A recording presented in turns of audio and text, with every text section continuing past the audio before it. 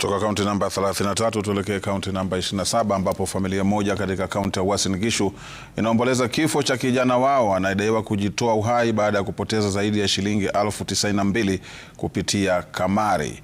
Inaarifiwa kwamba kulingana na familia, kijana huyo kwa jina Timothy Kimngetich alianza kucheza kamari mwaka 2018, lakini tabia hiyo ilizidi kuwa mbaya kuelekea mwisho wa mwaka 2025.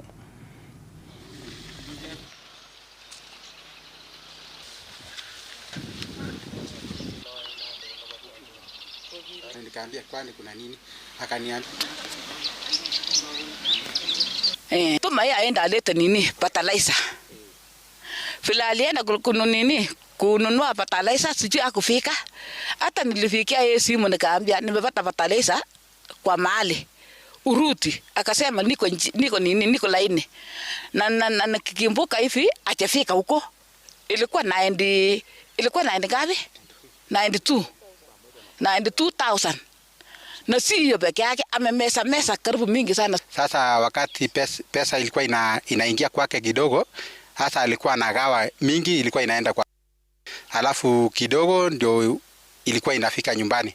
Pia tunaomba vijana wengine, sasa hii iwe mfano, iwe warning kwa vijana wengine ambao wanafikiria kufanya mambo kama hiyo. Unaona tunapoteza kizazi chenye kingefuata, kingeendeleza uzazi. Alikuwa anacheza anapoteza 20, 40 hivyo, na pia mpaka akauza paso yake ambaye alikuwa anatumia ikaisha. Baadaye akatumwa aenda ashughulikia alete fertilizer. Pia ni kama hiyo pesa alipotea. Tunaomba sana serikali waweze kusimamisha hizi kampuni za gambling ama waweze kuregulate. Juu kama tutakuwa tunapoteza vijana wenye wako na faida kubwa sana kwa hii jamhuri yetu ya Kenya, itakuwa ni hasara sana.